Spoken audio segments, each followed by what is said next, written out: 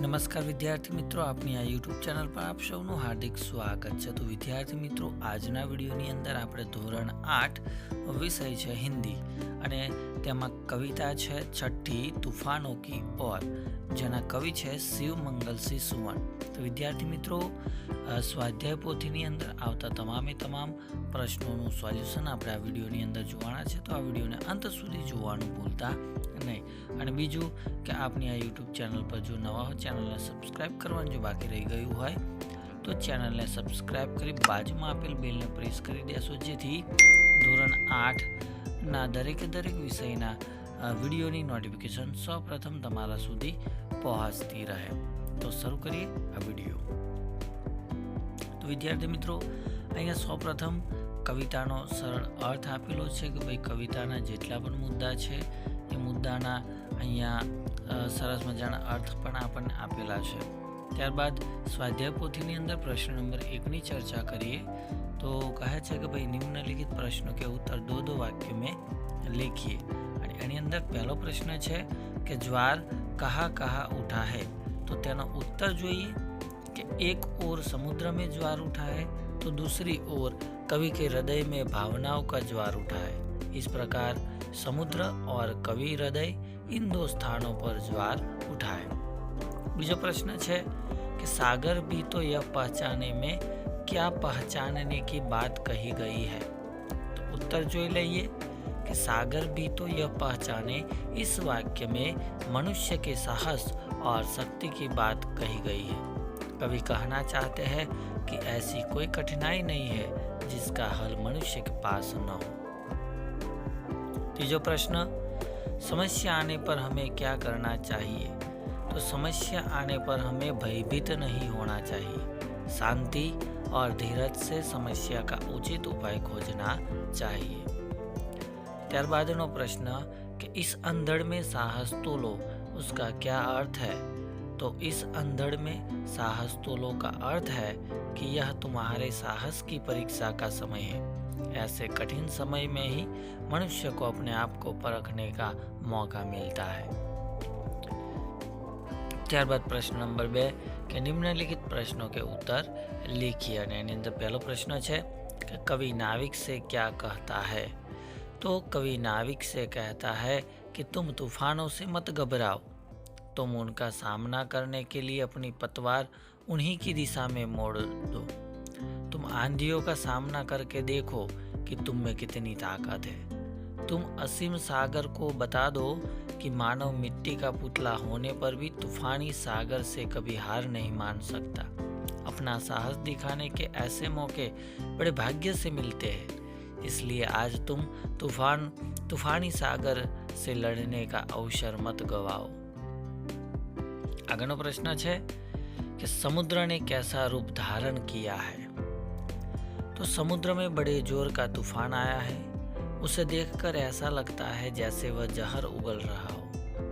समुद्र से लहरें इस प्रकार उठ रही है जैसे वे मांझी की नाव को निगल जाएगी। तूफानी समुद्र ऐसा लग रहा है जैसे उसका सामना कोई नहीं कर सकता। सागर के ज्वार ने बड़ी कठिन परिस्थितियां पैदा कर दी है। तूफानी समुद्र आज अपनी असीम शक्ति दिखाने पर तुला हुआ है। उसकी लहरों ने जैसे मनुष्य को पराजित करने की ठान ली है। इस प्रकार समुद्र ने बड़ा उग्र रूप धारण किया है।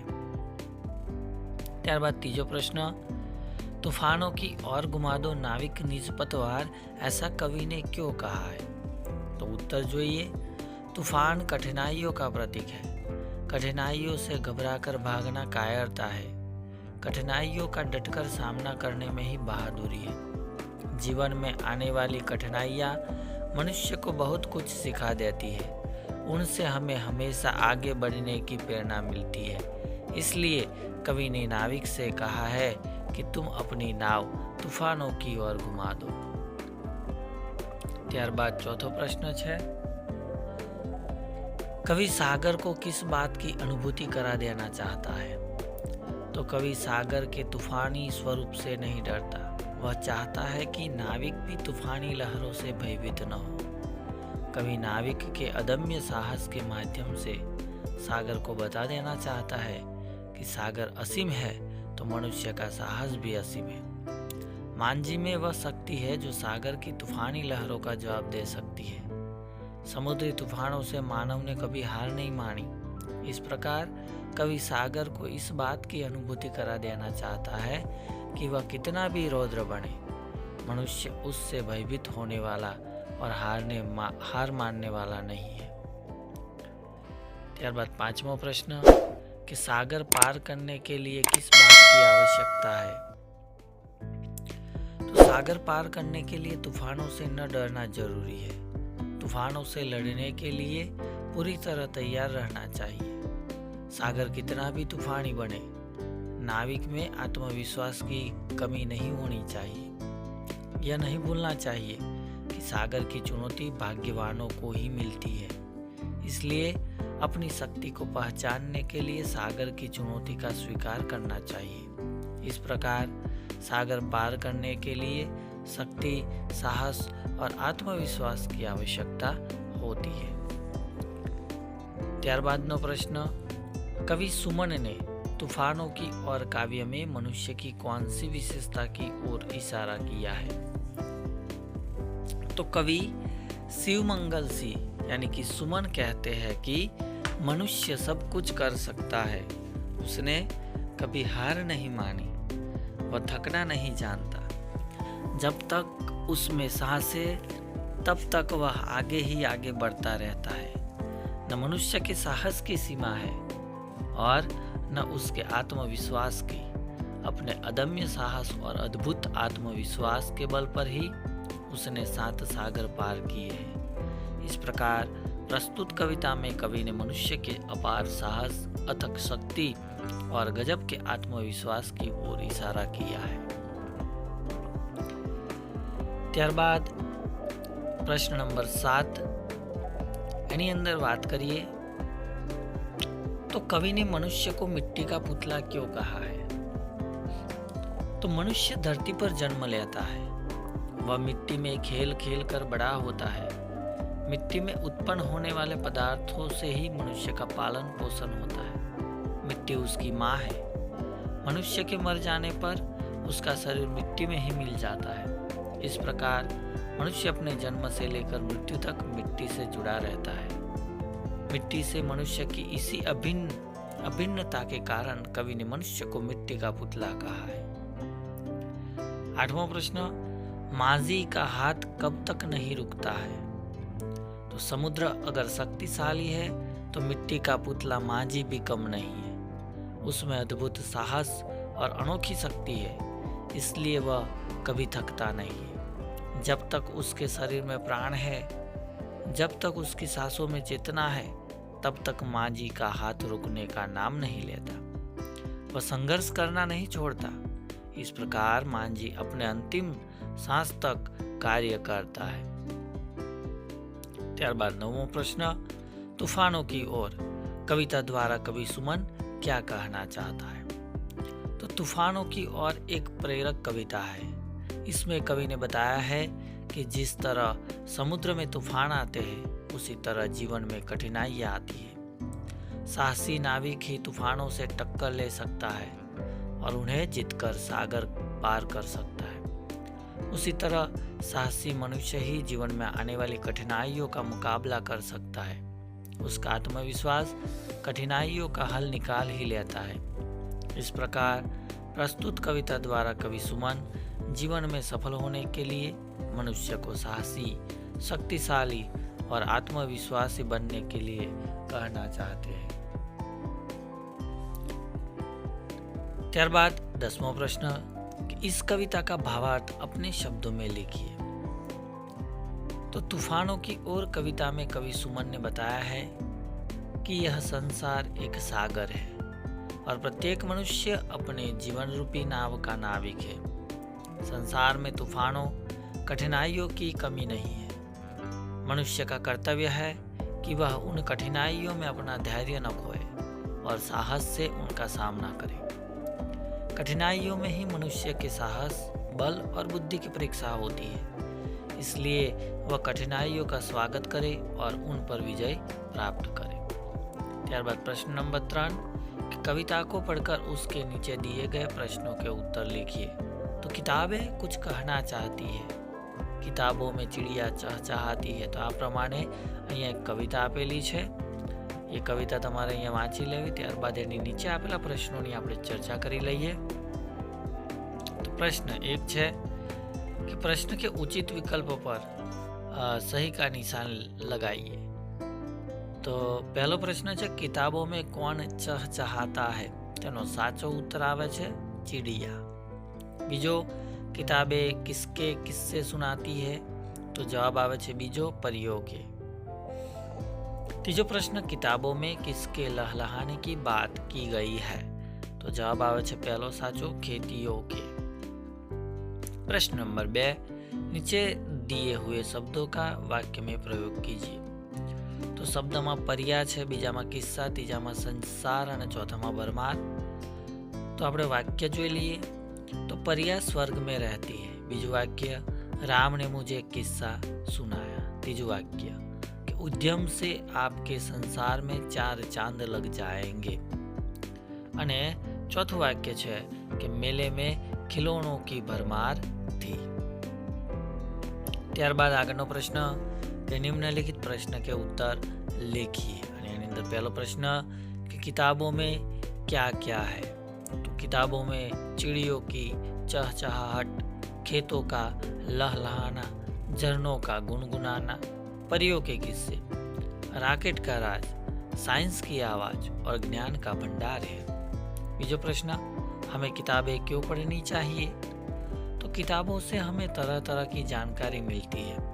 किताबें हमारा ज्ञान बढ़ाती है, वे हमारा मनोरंजन करती है, इसलिए हमें किताबें पढ़नी चाहिए। आगनो प्रश्न, किताबों में ज्ञान की भरमार है, ऐसा कवि ने क्यों कहा है।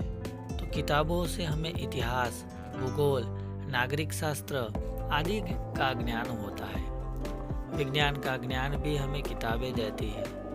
धर्म और अध्यात्म का ज्ञान भी पुस्तकों से मिलता है। हमें पुस्तकों से विविध विषयों का ज्ञान मिलने से हम कह सकते हैं कि किताबों में ज्ञान की भरमार है। तो इस काव्य को उचित शीर्षक दीजिए। तो उसका उचित शीर्षक है किताबें। ત્યારબાદનો પ્રશ્ન છે કે चित्र देखकर दिए गए शब्दों की मदद से छोटी सी कहानी बनाकर लिखिए। तो અહીંયા શબ્દો આપણને આપેલા છે। सुबह, घर, मेला, खिलौने वाला, ढेर सारे बच्चे, जगाना, खरीदा, खुश, मुर्गा, रात, बक्सा और बांग। तो आ शब्दों उपयोग કરીને આપણે मुद्दा લખીશું। तो भोलू नाम का एक लड़का था। नाम के अनुसार ही वह स्वभाव से बहुत भोला था। एक दिन वह माँ से पैसे लेकर पास के गांव में लगे मेले में गया। साथ में उसका बड़ा भाई भी था। मेले में भोलू ने एक खिलौने वाले के पास ढेर सारे खिलौने देखे। कई बच्चे उससे खिलौने खरीद रहे थे। भोलू ने 2 रुपए में एक मुर्गा खरीदा। उसे सुरक्षित रखने के लिए उसने मेले से एक बक्सा खरीदा। बक्से में मुर्गा रखकर दोनों भाई घर लौटे। मुर्गे के खिलौने के कारण भोलू बहुत खुश था। रात में उसने माँ से कहा, माँ, तू सवेरा होने पर मुझे मत जगाना। मुर्गा बांग देगा तो मैं आप ही उठ जाऊंगा। माँ मुस्कुराई और चुप रही। सवेरा हुआ, सूरज भी निकल आया। भोलू बहुत देर से उठा। उसने माँ से पूछा, क्या मुर्गे ने सुबह बांग नहीं दी। माँ बोली, अरे भोलू, तो सचमुच बहुत भोला है। भला मिट्टी का मुर्गा कहीं बांग दे सकता है। यह सुनकर भोलू की सारी खुशी चुमंतर हो गई। ત્યારબાદનો પ્રશ્ન છે કે आपके गांव में बाढ़ आई तो उस समय आप क्या करेंगे। गांव छोड़कर चले जाएंगे या गांव वालों की मदद करेंगे। अपने विचार कारण सहित लिखिए।